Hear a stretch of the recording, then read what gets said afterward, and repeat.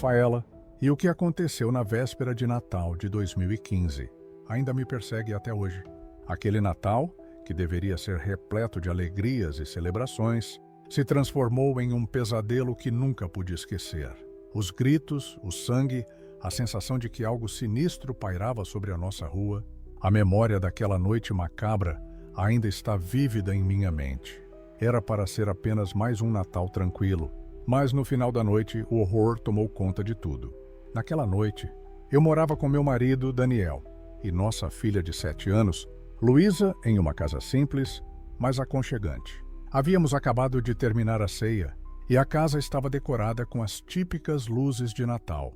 A rua estava calma, as casas ao redor também decoradas, algumas com o som distante de músicas natalinas. Estávamos todos ansiosos para abrir os presentes, já que a noite estava fresca e as estrelas brilhavam no céu. Tudo parecia perfeito. Nossos vizinhos, a família Castro, moravam na casa ao lado. Eram pessoas quietas, mas sempre muito amáveis. O Sr. Castro, um homem de meia idade, era engenheiro e passava o dia todo trabalhando.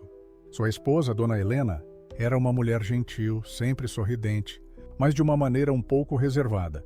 Eles tinham 2 filhos, Felipe e a pequena Gabriela, de apenas 3 anos. A família sempre foi tranquila, e nada em sua rotina parecia indicar qualquer tipo de problema. Naquela noite, por volta das 23h30, enquanto estávamos na sala, ouvindo músicas e tentando acalmar Luísa para que ela pudesse dormir antes da chegada do bom velhinho, ouvimos algo estranho. Não sabíamos exatamente o que era, mas era um som abafado vindo da casa dos Castros. Parecia um barulho de algo sendo derrubado, seguido de um grito abafado, mas tão estranho que fez um calafrio percorrer minha espinha. Daniel também ouviu e olhou para mim com uma expressão de desconforto. "Você ouviu isso?" ele perguntou preocupado. Antes que eu pudesse responder, o som cessou abruptamente. Um silêncio estranho tomou conta da rua, e por um momento eu quase achei que tinha imaginado. No entanto, uma sensação de apreensão se instalou em mim. Era como se algo estivesse errado. Decidimos não nos importar muito com isso no começo, até porque o som poderia ter sido apenas um acidente qualquer, algo simples. Mas o medo, como uma sombra invisível, não me deixou em paz. Foi então que, cerca de 15 minutos depois, vimos o Sr. Castro sair de sua casa com pressa, passando pela nossa porta.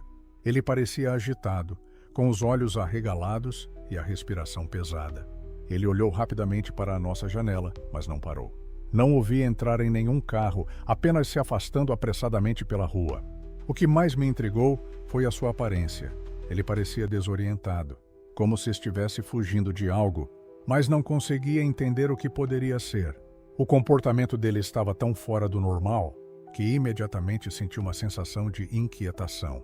Eu queria dizer algo para Daniel, mas ele parecia tão desconfortável quanto eu e preferiu não falar, como se nossos medos fossem compartilhados sem palavras. Contudo, o que realmente me deixou aterrorizada foi o fato de que, ao passar pela nossa casa, ele olhou com uma expressão vazia, como se estivesse alheio a tudo ao seu redor, e não parecia o mesmo homem educado que sempre havia sido. Quando Daniel foi até a janela para olhar, ele disse: "Isso não está certo. Ele parece que estava fugindo de algo." Fiquei em silêncio, o estômago apertado. Tentei afastar essa sensação. Afinal, era Natal, e a ideia de que algo tão terrível pudesse acontecer em nossa rua parecia absurda. Mas a preocupação não me deixou tranquila. Sabíamos que o Sr. Castro não era o tipo de pessoa que se afastaria assim da sua família, sem mais nem menos. Algo estava errado, mas não imaginávamos o quão errado. Foi então que, por volta da meia-noite, ouvimos sirenes. O som de várias viaturas se aproximando nos fez olhar pela janela. A rua estava tomada por luzes piscando, carros de polícia e ambulâncias paradas na frente da casa dos Castros. Meu coração disparou. Algo muito grave havia acontecido. As sirenes cortavam a noite, ecoando pela rua. Mas o que realmente me gelou foi ver que os policiais estavam retirando o corpo de um homem da casa, o Sr. Castro. Eu e Daniel ficamos em choque. Como aquilo era possível? Ele estava ali, do outro lado da rua, apenas minutos antes, como se estivesse fugindo de algo. A polícia rapidamente começou a isolar a área e eu sentia a tensão no ar. Meus pés pareciam pesados e eu não conseguia tirar os olhos da cena na calçada. Na manhã seguinte, a notícia estava em todos os jornais locais. O Sr. Castro havia sido encontrado morto em sua própria casa, com sinais evidentes de um assassinato brutal. O pior de tudo, sua esposa, Dona Helena, e seus filhos, Felipe e Gabriela, também estavam mortos. A casa dos Castros estava cheia de sangue.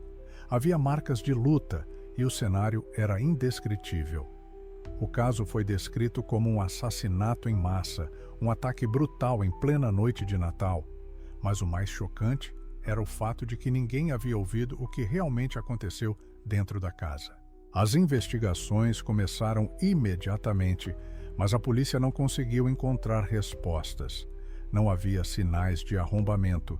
Não havia qualquer indício de que alguém tivesse invadido a casa. E o mais bizarro, não havia marcas de força nas vítimas. Eles foram mortos de uma maneira tão silenciosa, tão sem rastros, que parecia impossível. Os vizinhos, incluindo eu e Daniel, fomos interrogados, mas ninguém tinha visto ou ouvido nada relevante. O que mais aterrorizava era o comportamento do Sr. Castro antes de sair correndo de casa. A polícia, sem uma explicação clara, sugeriu que ele tivesse sido o responsável pelos assassinatos, que tivesse enlouquecido e matado a família antes de fugir. Mas o mais estranho de tudo era que a autópsia revelou que ele não tinha cometido os assassinatos. Ele estava com sinais de uma luta violenta, como se estivesse tentando se defender de algo invisível. Com o passar dos dias, os rumores começaram a crescer. Pessoas começaram a dizer que haviam visto o Sr. Castro em outros lugares, andando pelas ruas com os olhos vazios, sem demonstrar qualquer emoção, como se fosse apenas uma casca vazia. Alguns diziam que ele parecia estar possuído, como se estivesse sendo controlado por uma força estranha e maligna. E isso não fazia sentido algum. A história tomou um rumo ainda mais bizarro quando alguns vizinhos começaram a relatar acontecimentos estranhos nas semanas seguintes. Durante a madrugada, algumas pessoas ouviram passos pela rua deserta, como se alguém estivesse observando as casas. Outros disseram ter visto uma figura com um capô preto, caminhando de forma lenta e arrastada, como se estivesse em um transe. Mas ninguém conseguiu identificar quem ou o que estava por trás disso. Eu e Daniel começamos a temer pela nossa segurança. O pânico tomou conta de nossa casa e, por mais que tentássemos seguir em frente, a sensação de que algo estava nos vigiando nunca nos deixou. No Natal seguinte, a rua estava deserta. Nenhum vizinho decorou a casa. A atmosfera estava pesada, como se a morte tivesse marcado aquele lugar. A verdade é que, desde aquela noite macabra, nada mais foi o mesmo. Nunca soubemos o que realmente aconteceu com a família Castro. E nunca entendemos o que levou o Sr. Castro a sair de casa daquela maneira, desesperado, apenas para ser encontrado morto. Algumas pessoas dizem que a casa dele estava maldita. Outras falam sobre forças sobrenaturais que rondavam o local. Mas eu e Daniel sabemos de uma coisa: aquela noite nunca será esquecida. O Natal, que antes era símbolo de alegria, se transformou no maior pesadelo de nossas vidas. Nunca imaginei que algo tão horrível pudesse acontecer em uma noite de Natal. Era para ser um momento de paz, alegria e amor, mas para a família do Sr. Jorge, o Natal de 2017 se transformou no início de um pesadelo, que ninguém jamais se esqueceria. Não importa o quanto eu tente de afastar as imagens, a lembrança daquela noite macabra ainda me persegue. A cada Natal que passa, a história do assassinato na casa do Sr. Jorge se repete na minha mente, como um eco, uma lembrança torturante de um mal disfarçado de alegria festiva. Era uma noite fria de Natal. A rua estava quieta. Apenas as luzes das casas decoradas quebravam a escuridão da noite. Como todas as outras, nossa família estava se preparando para a ceia. Os presentes estavam cuidadosamente colocados ao redor da árvore e a casa estava decorada com aquele clima acolhedor e caloroso que só o Natal traz. Mas à medida que o tempo avançava, algo começou a se espalhar pela rua. algo que eu não poderia entender na hora, mas que logo se tornaria claro como o terror. O Sr. Jorge morava na casa ao lado, um homem que sempre me pareceu gentil, mas de uma maneira um pouco reservada. Ele e sua esposa, Dona Eliane, eram amigos de longa data dos meus pais. Eles tinham 2 filhos adultos, mas naquela noite eles estavam sozinhos, o que não era algo incomum. A casa do Sr. Jorge, sempre bem cuidada e tranquila, contrastava com as de outros vizinhos mais barulhentos. Ele sempre era discreto, mas estava sempre disposto a ajudar, a dar um conselho ou uma palavra amiga. Era uma presença silenciosa, mas reconfortante. Por volta das 23h30, quando estávamos terminando os preparativos da ceia, ouvi algo estranho vindo da casa do Sr. Jorge. Um som abafado, algo como uma batida forte na porta. Eu me senti desconfortável de imediato, mas pensei que fosse apenas algum barulho da casa. O vento, ou talvez ele recebendo alguém. Não era incomum que o Sr. Jorge convidasse amigos para uma bebida na véspera de Natal. Eu estava tão absorvida pelos preparativos da festa que ignorei. Mas quando o som se repetiu, mais alto e mais urgente, eu já não conseguia ignorá-lo. Fui até a janela e olhei para a rua. Vi a luz da casa do Sr. Jorge acesa, mas tudo parecia silencioso. Fiquei ali observando por um bom tempo, quando de repente a porta de sua casa se abriu. O que eu vi me fez engolir em seco. Um homem estava parado na porta. Ele estava vestido com um traje de Papai Noel, mas algo estava muito errado. Não era o tipo de Papai Noel alegre e caloroso que costumamos ver nas festas. Seu rosto estava coberto por uma barba espessa, mas seus olhos, ainda visíveis por trás da máscara vermelha, eram vazios, frios. Eles estavam fixos na casa do Sr. Jorge, como se ele tivesse algo planejado. Algo sombrio. O homem parecia observar a casa, mas eu não conseguia entender o que ele estava fazendo ali. Eu não sabia se deveria me aproximar ou não. O que me incomodava era o comportamento do homem, que não correspondia ao estereótipo do bom velhinho. Ele não estava sorrindo ou acenando para alguém dentro da casa, como se tivesse acabado de chegar para uma festa. Ele parecia distante, absorvido por algo, como se estivesse em transe. Eu não conseguia mais tirar os olhos dele. Naquele momento, comecei a sentir uma sensação de inquietação crescente. Decidi ir até a casa do Sr. Jorge para ver o que estava acontecendo, mas antes que eu pudesse fazer qualquer movimento, algo estranho aconteceu. De dentro da casa ouvi um grito agudo, desesperado, que parecia vir do fundo da alma de alguém. Era o som de alguém em extrema dor ou terror. O grito paralisou meu corpo. Era algo tão aterrador que senti um frio profundo em minha espinha. Olhei rapidamente pela janela novamente e vi o homem de Papai Noel avançando para dentro da casa do Sr. Jorge, como se tivesse toda a permissão do mundo para entrar. A porta se fechou atrás dele com um estrondo e eu fiquei imóvel, sem saber o que fazer. Minha mente estava em choque, mas a minha sensação de que algo estava completamente errado me impulsionou. Corri até a casa do Sr. Jorge, com o coração batendo rápido, a respiração ofegante. Quando cheguei à porta, ela estava entreaberta. Estiquei a mão para bater, mas o que vi me fez parar instantaneamente. No chão, perto da porta, havia uma poça de sangue. O cheiro metálico e denso do sangue me atingiu em cheio e um pânico imediato tomou conta de mim. O sangue estava fresco, ainda brilhando sob a luz da rua. Eu não sabia o que fazer. A porta estava aberta, mas eu hesitei. O grito ainda ecoava na minha mente e uma sensação de medo total me envolveu. Foi quando ouvi passos. Alguém estava vindo na minha direção. Me virei e vi uma figura de Papai Noel saindo lentamente de dentro da casa. Não era o mesmo homem de antes. Ele estava agora completamente coberto por sangue. O seu traje vermelho estava manchado e sua barba branca estava empapada com o líquido escarlate. Seus olhos estavam vazios, perdidos. Ele me olhou sem emoção, sem remorso, apenas com um olhar distante e gélido. Eu queria gritar, correr, mas algo me impedia de me mover. Eu estava paralisada. O homem não disse uma palavra.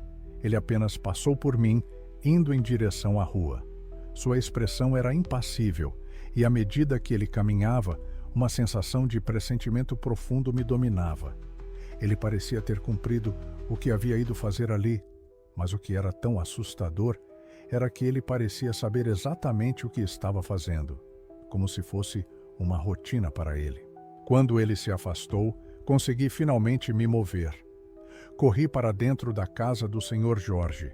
A visão que encontrei lá dentro foi algo que jamais imaginarei esquecer.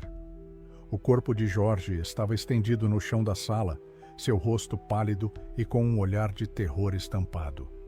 Ao seu lado, Dona Eliane estava caída, com os olhos esbugalhados e uma expressão de sofrimento absoluto.